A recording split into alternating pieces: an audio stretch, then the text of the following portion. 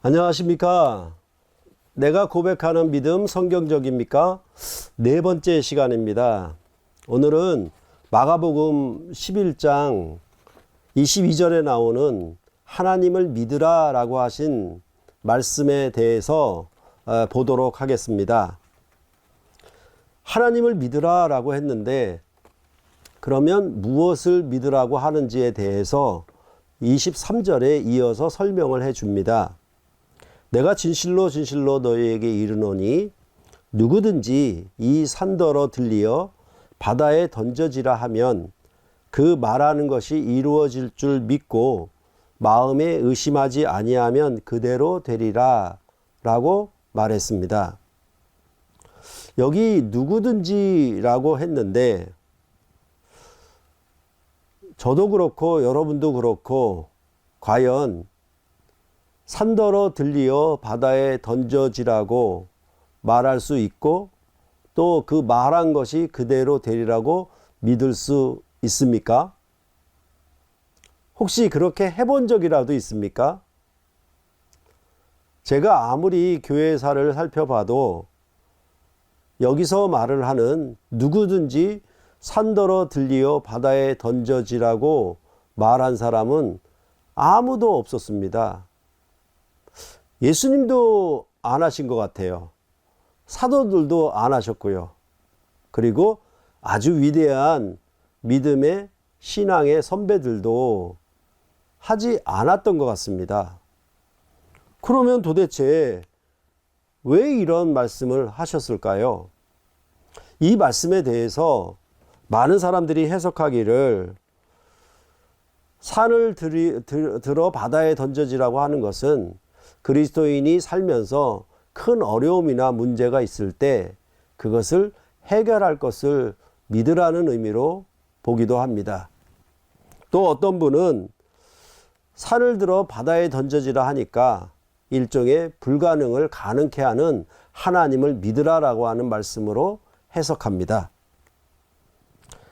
여기서 또 의심하지 않고 믿으라고 하고 그대로 되리라고 했기 때문에 믿음이라고 하는 것은 진실해야 된다라고 그것을 가르치기 위해서 이 말씀이 주어졌다라고 말씀하는 분들도 있습니다. 그러면 과연 여기에 말씀하는 하나님을 믿으라라고 하는 말씀은 그런 여러 가지 종류의 해석에 담긴 내용을 말하고 있는 것일까요? 이 말씀에 대해서 여러 주석서들을 살펴봐도 또 여러 설교들을 살펴봐도 사실 바르게 해석하는 것이 저는 별로 없었다고 생각을 합니다. 그리고 이 말씀은 분명히 오직 믿음이라고 하는 교리적 가르침과는 상관이 없어 보임이 명백합니다. 그러면 우리가 이 말씀을 이해하기 위해서는 이 말씀 앞에 있는 문맥이 무엇을 말했는가를 살펴볼 필요가 있습니다. 그 앞에는 우리가 많이 알고 있는 성전 정화 사건이라고 일컫는 내용이 있습니다. 저는 성전 정화 사건, 즉 성전을 수리한다거나 성전의 부패와 부조리를 고친다거나 성전을 회복하게 한다는 의미로 성전 정화 사건이라고 보질 않습니다. 저는 성전 멸망이라고 보는 성전 척결 사건이라고 그렇게 이름을 붙이고 있습니다. 왜냐하면 마가복음은 샌드위치 기법이라고 하는 문학적 수사법을 자주 사용합니다. 이 성전 척결 사건 앞뒤에 무화과 나무 사건이 있습니다. 그러면 그 결과는 뭐냐 하면 무화과 나무에게 열매를 얻으러 갔는데 열매를 얻지 못하니까 그 다음날 무화과 나무가 뿌리채부터 말라 죽었다라고 하는 내용이 이 성전 정화 사건 앞뒤에 기록되고 있는 것입니다. 이것은 성전 척결 사건이 의미하는 바를 무화과 나무 사건으로 알려주는 것입니다. 다시 말해서 무화과 나무가 말라 죽은 것처럼 예루살렘 성전의 멸망을 나타내는 그런 것입니다. 그렇기 때문에 성전 정화 사건이 아니라 성전 척결 사건으로 보는 것이 바람직합니다. 그러면 왜 성전 멸망을 선언하셨던 것일까요?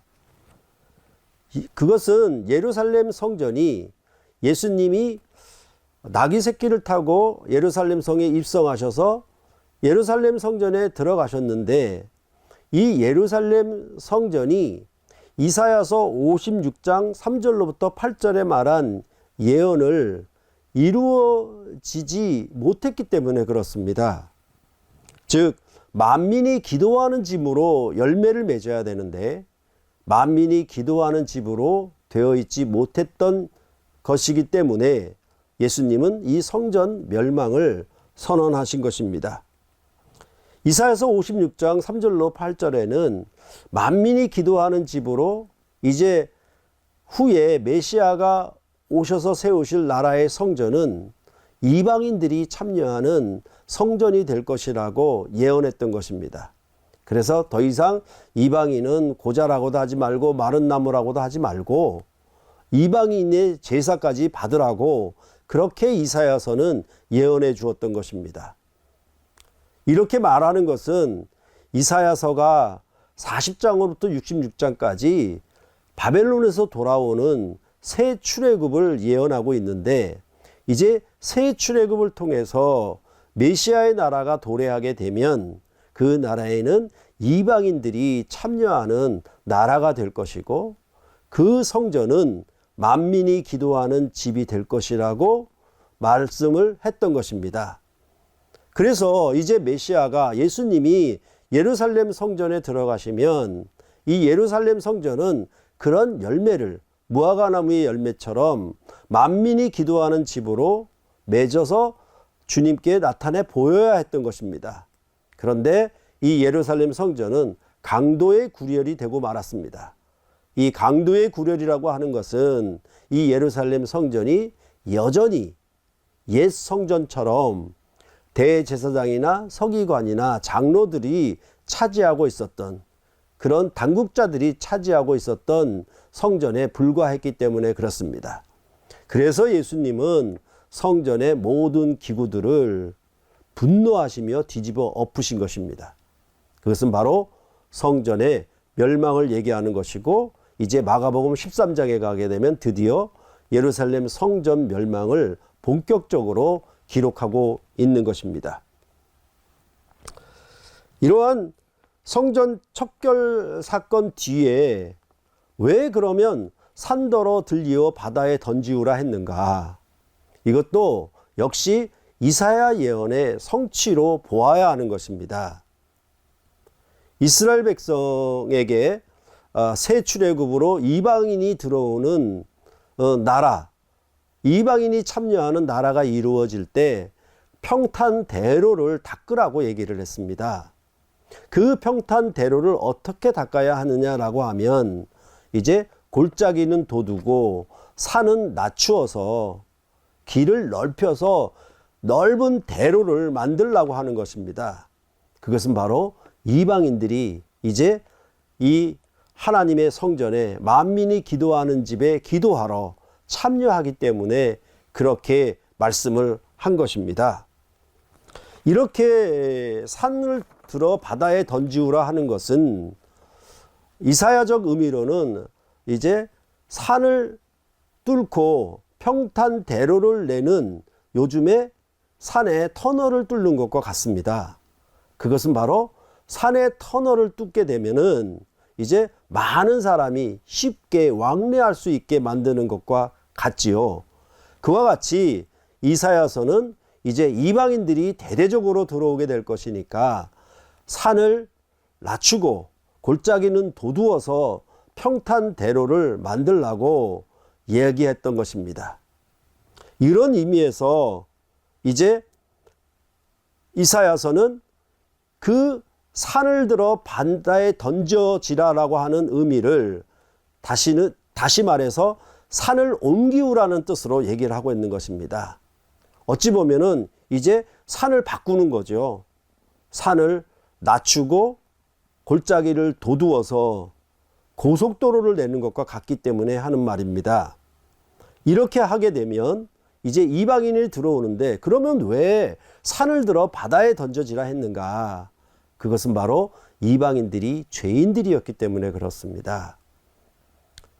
이 죄가 산처럼 가로막아 있어서 구약시대의 이방인들은 하나님의 성전에 들어오지를 못했습니다. 만일 이방인이 하나님의 성전에 들어온다라고 하면 레위인이 칼을 들고 그들을 죽여버렸던 것입니다. 죄인이 감히 하나님의 성전에, 거룩한 성전에 들어오기 때문이었습니다. 그런데 이제 예수님께서 죄사함의 왕권을 가지시고 죄를 사하시고 죄인을 부르러 오시는 새로운 나라에는 이제 이방 죄인들도 그 나라에 함께 거룩한 산 시온으로 들어와 이방인들도 참여하기 때문에 이제 죄사함의 효과, 예수님이 죄를 사함으로 말미암아 이방인도 들어오게 됨을 말을 하고 있는 것입니다. 그것을 뭐라고 표현했느냐? 산을 들리어 바다에 던져지라 라고 표현한 것입니다. 여기에는 예수님의 죄사함의 권세와 또한 이방인들이 들어오는 평탄대로를 닦으라는 이사야 예언을 말하고 있는 것입니다. 그러니까 여기 하나님을 믿으라라고 하는 것, 또한 이 말한 대로 이루어질 줄 믿으라고 하는 것은 바로 하나님이 이사야가 예언한 바를 성취하는 것을 믿으라는 말입니다. 그냥 불가능을 믿으라는 말이 아니고, 어려운 문제 해결을 싸라고 믿는 것이 아니고, 하나님이 이제 만민이 기도하는 집에 예수 그리스도가 죄를 사하시면 그들이 평탄대로를 통해서 산을 옮기우는 것처럼 산을 바다에 던져지게 되면 이방인들이 이 성전에 참여하게 될 것이라고 말씀을 하였던 것입니다. 그렇기 때문에 사실은 그 뒤에 이어지는 말씀도 훨씬 더 잘 이해가 될 것입니다. 24절에 보면 그러므로 내가 너희에게 말하노니 무엇이든지 기도하고 구하는 것은 받은 줄로 믿으라. 그리하면 너희에게 그대로 되리라. 여기에서 기도가 나오는 거예요. 이 기도의 문구도 거의 비슷하지 않습니까? 무엇이든지 기도하고 구하는 것은 받은 줄로 믿으라. 산더러 들리어 바다에 던져지라 하면, 그렇게 말하면 그 마음에 의심하지 말고 그대로 되리라는 걸 믿으라 라는 말과 같지 않습니까? 그러면 이 서서 기도하는 기도는 어떤 기도인가에 대하여 다시 25절에 말을 합니다. 서서 기도할 때에 아무에게나 혐의가 있거든 용서하라. 그리하여야 하늘에 계신 너희 아버지께서도 너희 허물을 사하여 주시리라 하시니라 라고 말씀하고 있습니다. 그러니까 이 만민이 기도하는 집은 용서하는 집이에요.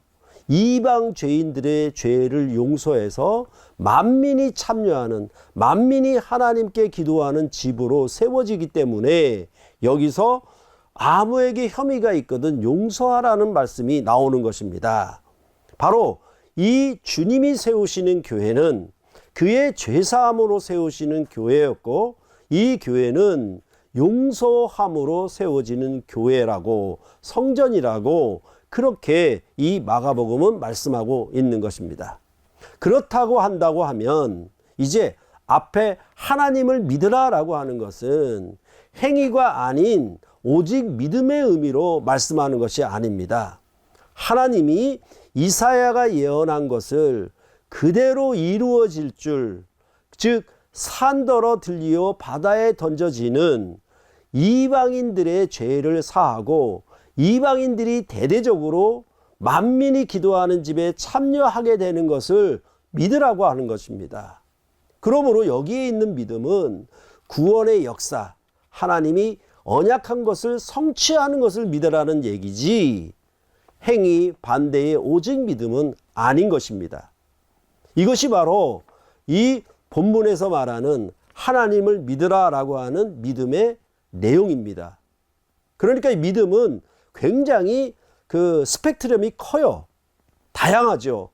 그것을 오직 믿음, 행위 아님 이런 식으로 적용해서는 성경이 말하는 믿음을 온전히 이해할 수가 없습니다.